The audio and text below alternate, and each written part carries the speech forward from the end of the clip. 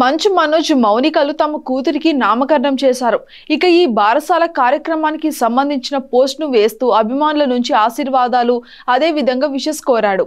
తమ కూతురికి పేరు పెట్టినట్టుగా ప్రకటించారు. దేవసేన శోభా ఎంఎం అంటూ తమ కూతురికి పేరు పెట్టినట్టుగా ప్రకటించారు. ఇక ఈ ప్రపంచానికి తమ కూతుర్ని ఇలాగా పరిచయం చేస్తూ ఉండడం చాలా ఆనందంగా ఉందని కూడా చెప్పారు. మోహన్ బాబు తన మనవరాల్ని చూసి మురిసిపోతున్నట్టుగా ఈ ఫోటోని చూస్తే మనకు అర్థమవుతుంది. మంచు మనోజ్ వేసిన ట్వీట్ ఇలా ఉంది. ఎంఎం పులి అనే నిక్ నేమ్ తో నా కూతురు మీ అందరికీ తెలుసు. శివభక్తులమైన మేము మా చిట్టి తల్లి పేరుని సుబ్రహ్మణ్య స్వామి భార్య పేరు అయిన దేవసేన అని పెట్టాము.